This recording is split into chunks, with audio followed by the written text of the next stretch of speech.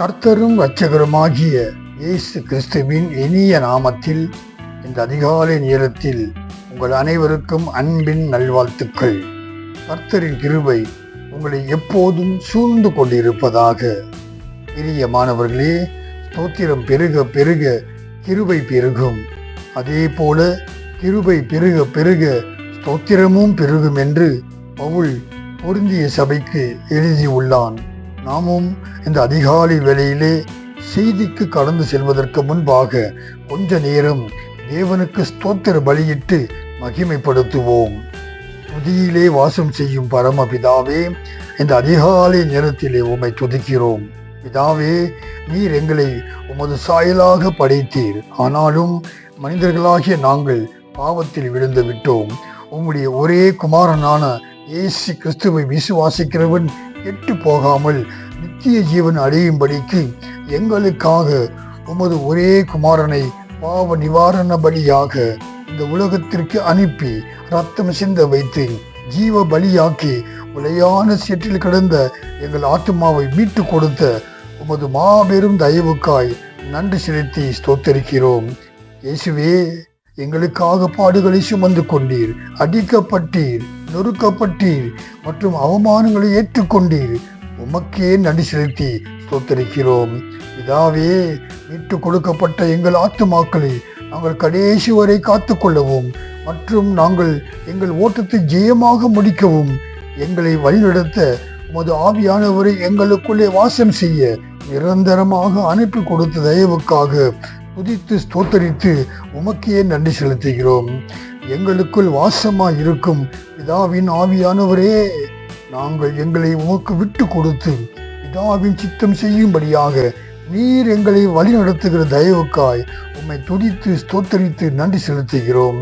பிதாவே, உமது தாசனாகிய மோசே ஜெபித்தபடி நாங்கள் எங்கள் வாழ்நாள் எல்லாம் கலிகூர்ந்த மகிழும்படி ஒவ்வொரு நாளும் காலையிலே எங்களை உமது கிருபையினாலே திருப்தியாக்கும் தயவுக்காக உம்மை துதித்து ஸ்தோத்தரித்து நன்றி செலுத்துகிறோம்.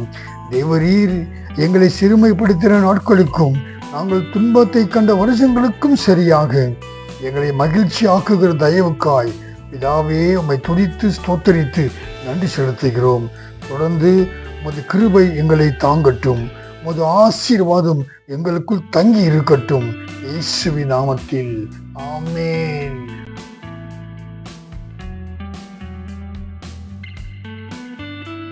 பிரியமானவர்களே, நம்பிக்கை இல்லாமல் விசுவாசம் இல்லை. வாசிப்போம். எபிரியருக்கு எழுதிய நிருபம் 11வது அதிகாரம் 1வது வசனம். விசுவாசமானது நம்பப்படுகிறவைகளின் உறுதியும் காணப்படாதவைகளின் நிச்சயமுமாய் இருக்கிறது. நம்பிக்கை இல்லாமல் வாழ்வு இல்லை. ஆகையால் நம்பிக்கை மிகவும் அவசியம். ஏனென்றால் விசுவாசமானது நம்பிக்கையை சார்ந்தது. ஒரு நோயாளியை மருத்துவர் கைவிட்டு விட்டால் அவரை சார்ந்த அநேக ஜனங்கள் நம்பிக்கையை விட்டு விடுவார்கள். நம்பிக்கையை விட்டு விடுகையில் நமக்குள் நிச்சயமாக விசுவாசம் கிரியை செய்ய முடியாது. மருத்துவர் கைவிட்டால் என்ன, நாம் ஆராதிக்கும் தேவன் நோயாளியை குணப்படுத்துவார் என்ற நம்பிக்கையில் உறுதியாய் இருக்கும் போது நாம் தேவனிடத்தில் இருந்து சுகம் பெறும்படி விசுவாசிப்பது மிகவும் எளிதான காரியம். மருத்துவர் கைவிட்டாலும் பரலோகத்தின் தேவன் குணப்படுத்துவார் என்ற நம்பிக்கை விசுவாசத்தை கட்டியும் எழுப்பும், தட்டியும் எழுப்பும். நாம் ஆராதிக்கிற ஆண்டவர் அவர் நம்பிக்கையற்ற சூழ்நிலைகளை மாற்றும் தேவன்.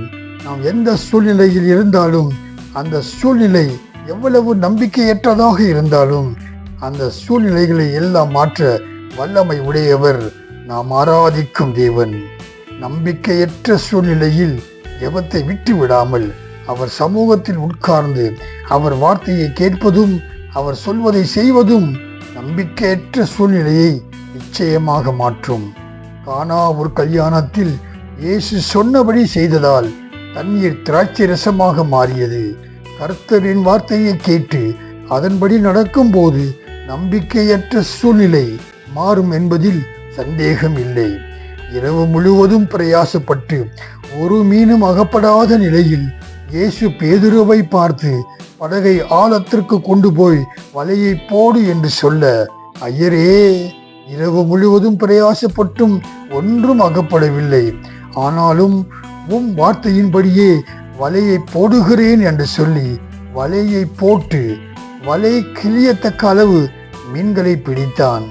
தேவனின் ஒரு வார்த்தை நம்பிக்கையற்ற சூழ்நிலையை மாற்றியது. பேதுரு கீழ்ப்படிந்ததினால் அந்த நம்பிக்கையற்ற சூழ்நிலை ஆசீர்வாதமாக மாறியது. தனது 2 மகன்களையும் கடனையும் வைத்துவிட்டு ஒரு தீர்க்கதரிசி மரித்து போக அவனுடைய மனைவி தனியே வாழ்ந்து கொண்டிருக்கிறாள்.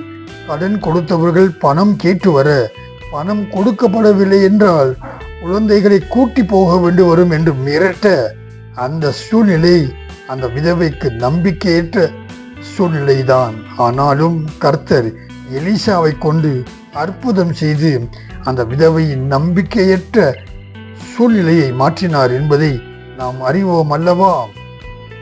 இந்த வயதில் குழந்தை பாக்கியம் கிடைக்குமா என்று நம்பிக்கையற்ற நிலையில் இருந்த ஆபிரகாமுக்கும் சாராளுக்கும் கர்த்தர் வாக்கு தத்தம் கொடுக்க ஆபிரகாமும் நம்பிக்கையோடு தேவனுடைய வார்த்தையை விசுவாசித்ததால் சொல்லப்பட்டபடியே ஈசாக்கை பெற்றுக்கொண்டனர்.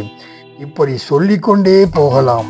பிரியமானவர்களே, தேவன் உங்களோடு பேசுகிற போது அவர் பேசுகிற வார்த்தை உங்களுக்கு நம்பிக்கை அற்றதாக இருந்தாலும் வாக்கு கொடுக்கிறவர் மரித்தவைகளை உயிர்ப்பிக்கிறவர், இல்லாதவர்களை இருக்கிறது போல் அழைக்கிறவர், காலங்களையும் நேரங்களையும் மாற்றுகிறவர், தேவைப்பட்டால் உங்களுக்காக புதிதாக உருவாக்கி தரவும் வல்லமை படைத்தவர், செங்கடலை பிளந்தவர், யோர்தானை 2ஆக பிரித்தவர், அக்கினி சூளையில் இருந்து சாத்ராக் மேஷக் ஆபேத்நேகோ என்பவர்களை ஒரு சேதமும் இல்லாமல் வெளியே கொண்டு வந்தவர், சிங்கத்தின் கெபியில் இருந்து தானியேலை காத்து வெளியே கொண்டு வந்தவர், சூரியனையும் சந்திரனையும் நிற்க செய்கிறவர், தாவீதை கொண்டு கோலியாத்தை முறியடித்தவர்.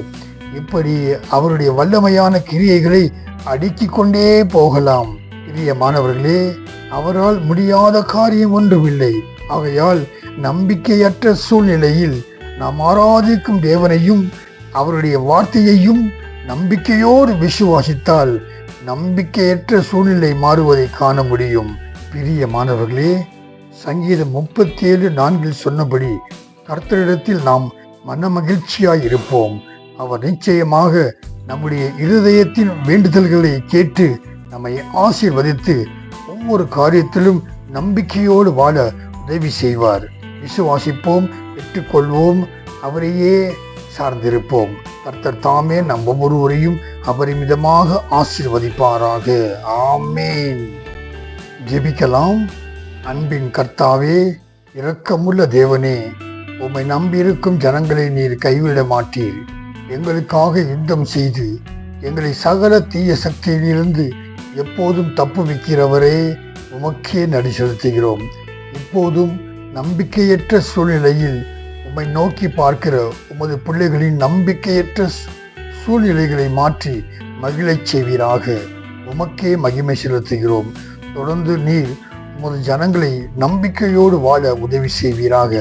இப்போதும் இந்த விடுதலை உம் சமூகத்தில் ஏறெடுக்கும் ஒவ்வொருவரையும் ஆசீர்வதிப்பீராக. இயேசுவின் நாமத்தில் ஆமேன். இந்த காணொளியை பார்க்கிற ஒவ்வொருவரையும் கர்த்தர் தாமே அபரிமிதமாக ஆசீர்வதிப்பாராக. ஆமேன்.